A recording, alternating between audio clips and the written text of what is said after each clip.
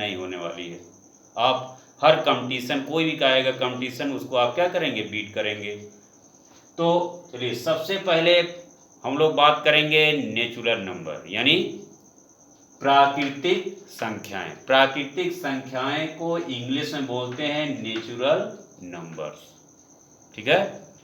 तो अब प्रश्न ये उठता है कि प्राकृतिक संख्या है क्या चीज। आपके माइंड में आ रहा है कि नेचुरल नंबर, कहीं आप सुने भी हो नेचुरल, प्राकृतिक संख्या है क्या चीज।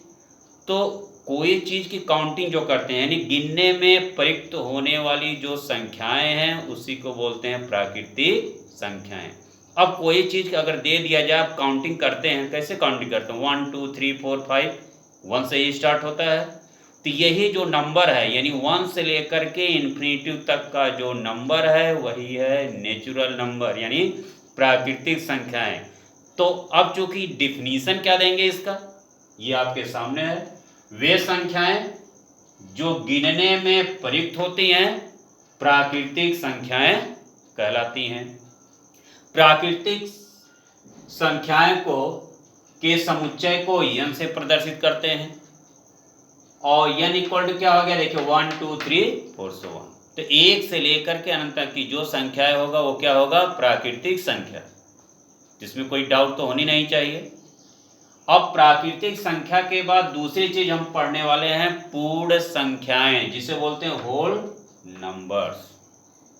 पूर्ण संख्या में क्या है कि नेचुरल नंबर यानी प्राकृतिक संख्याओं में जीरो को सम्मिलित कर लीजिए तो वो बन जाएगा पूर्ण संख्याएं।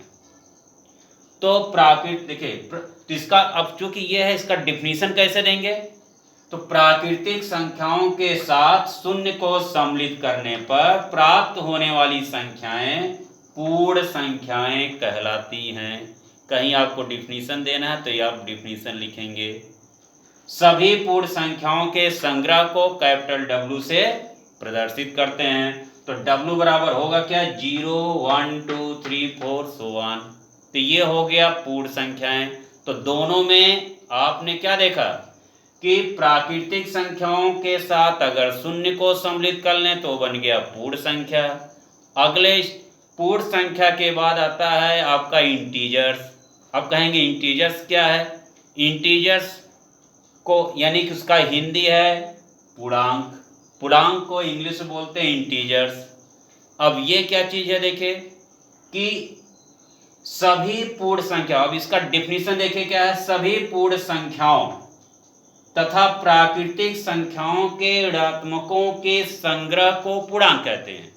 तो सभी पूर्ण संख्या यानी जितने भी आपकी पूर्ण संख्या में जितना सम्मिलित है वो चीज लीजिए और प्राकृतिक संख्या जो है उसका ऋणात्मक ले लीजिए, इसको सम्मिलित कर दीजिए, ये बन जाएगा आपका पूर्णांक। यानी संख्या का निगेटिव से पॉजिटिव तक की जो शून्य सहित जितनी भी संख्याएं होती हैं वो क्या कहलाता है, पूर्णांक कहलाता है। और पूर्णांक को z से प्रदर्शित करते हैं और z इक्वल टू क्या होगा, -3 से, जैसे यहाँ पे ऋणात्मक से धनात्मक तक।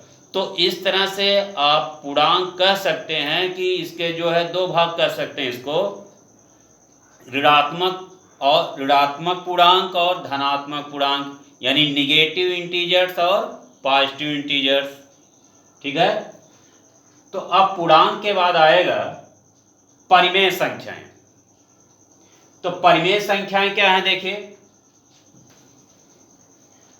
तो परिमेय संख्याएं को हम लोग इंग्लिश में बोलते हैं रेशनल नंबर्स। ये देखिए परिमेय संख्याएं, परिमेय संख्या को इंग्लिश में बोलते हैं रेशनल नंबर,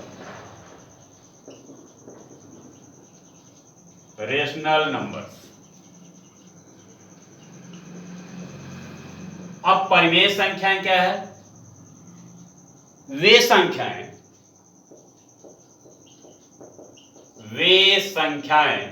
जिन्हें P/Q, वे संख्याएं जिन्हें P/Q के रूप में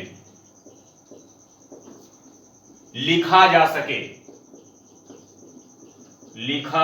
सके वे संख्याएं जिन्हें P अपान Q के रूप में लिखा जा सके। परिमेय संख्याएं, परिमेय संख्याएं कहलाता है।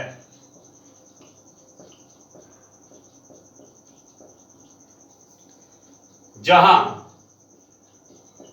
P तथा Q पूर्णांक हैं तथा Q नॉट इक्वल टू 0। तो देखिए क्या कहा गया, परिमेय संख्या क्या है, देखिए रेशनल नंबर वे संख्याएं जिन्हें P अपान Q के रूप में लिखा जा सके परिमेय संख्या कहलाता है। और जहां P तथा Q पूर्णांक हैं और Q नॉट इक्वल टू 0। परिमेय संख्याओं के संग्रह को, परिमेय संख्याओं के संग्रह को Q से प्रदर्शित करते हैं, कैपिटल Q प्रदर्शित करते हैं। परिमेय संख्याओं के संग्रह को कैपिटल Q से प्रदर्शित करते हैं। अब जरा एग्जांपल ले लें तो आपको समझ में आ जाएगा। तो आप एग्जांपल देखिए, जैसे दे लीजिए 1/2। देखिए P अपान Q के रूप में है, हर वाला पद यानी आपका क्या 0 नहीं है। 3/2। अब जरा निगेटिव भी ले लेते हैं, जैसे -1/2, 5/15। तो ये सब क्या है, ये आदि क्या है, परिमेय संख्याएं हैं, आदि परिमेय संख्याएं हैं।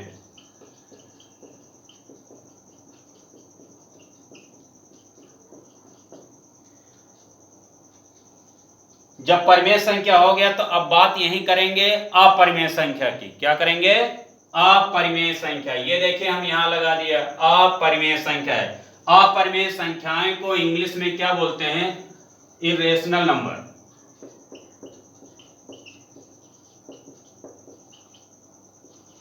Irrational number. अब इरेशनल नंबर ये अपरिमेय क्या है कि वे संख्याएं जिन्हें P अपान Q के रूप में लिखा न जा सके। वे संख्याएं जिन्हें P अपान Q के रूप में लिखा न जा सके अपरिमेय संख्या कहलाता है। अपरिमेय संख्या, अपरिमेय संख्याएं कहलाता है जहां P तथा Q पूर्णांक है तथा Q नॉट इक्वल टू 0। अब जरा देखिए इसका एग्जांपल ले लेते हैं, फिर से जरा हम रिपीट कर देते हैं कि अपरिमेय संख्या क्या है, जिसे इरेशनल नंबर कहेंगे। वे संख्याएं जिन्हें P अपान Q के रूप में लिखा न जा सके। परिमेय में क्या है, लिखा जा सकता है, परिमेय में P अपान Q के रूप में न लिखा जा सके अपरिमेय संख्याएं कहलाता है जहां P तथा Q पूर्णांक है तथा Q not equal to 0। Example में ले लेते हैं, देखिए जैसे √2, √5, पाई, ये सब क्या है, आदि अपरिमेय संख्याएं, अपरिमेय संख्याएं हैं।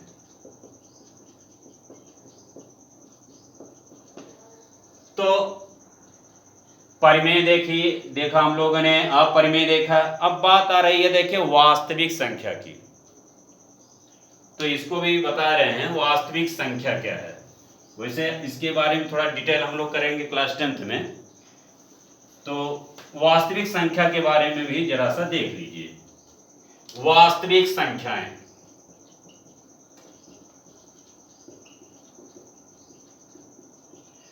अब वास्तविक संख्याएं जिसे इंग्लिश में बोलते हैं रियल नंबर्स।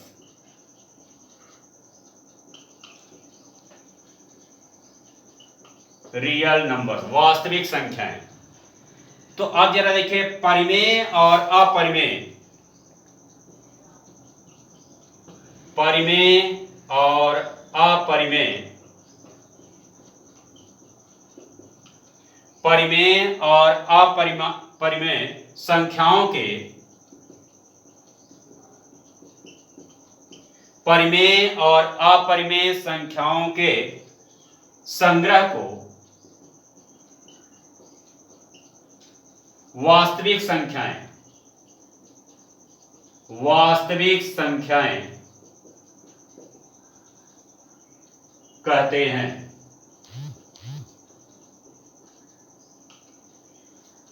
तो क्या बताया गया, वास्तविक संख्या क्या है, परिमेय और अपरिमेय संख्याओं के संग्रह को वास्तविक संख्या कहते हैं। तो आप ये भी कह सकते हैं कि वास्तविक संख्या क्या है, मुख्य रूप से दो प्रकार, परिमेय और अपरिमेय। अब इसका हम वेन डायग्राम बनाएंगे, यानी कि वो बनाएंगे, वास्तविक संख्याओं का संग्रह बनाएंगे, आरेख बनाएंगे, तो उसमें आप समझ लेंगे। तो अब ये देखिए, वास्तविक संख्याओं के का प्रवाह आरेख देखिए, तो उसमें बहुत अच्छी तरीके से समझ में आएगा। प्रवाह आरेख, वास्तविक संख्याओं का प्रवाह आरेख। तो अब देखिए, वास्तविक संख्याओं का प्रवाह आरेख क्या है। जैसा कि अभी बताया गया कि वास्तविक संख्याएं परिमेय और अपरिमेय संख्याओं के संग्रह को क्या बोलते हैं, वास्तविक संख्याएं। तो वास्तविक संख्याएं को हम दो भागों में बांट सकते हैं, परिमेय संख्याएं और अपरिमेय संख्याएं। फिर परिमेय संख्या के दो भाग कर सकते हैं, पूर्णांक और अपूर्णांक। इसका डिफिनीशन हम पहले आपको बता चुके हैं। अब पूर्णांक को दो भागों में बांट सकते हैं, ऋणात्मक पूर्णांक और पूर्ण संख्या। पूर्ण संख्या को हम बोलते हैं ऋणोत्तर पूर्णांक, और इसे भी दो भाग बांट सकते हैं, शून्य और प्राकृत संख्या। तो जैसे ही आप वास्तविक संख्या का ये चार्ट देखेंगे, आपको तुरंत समझ में आ जाएगा। ठीक है, तो आज इसमें यहीं तक, बाकी अगले जो है एपिसोड में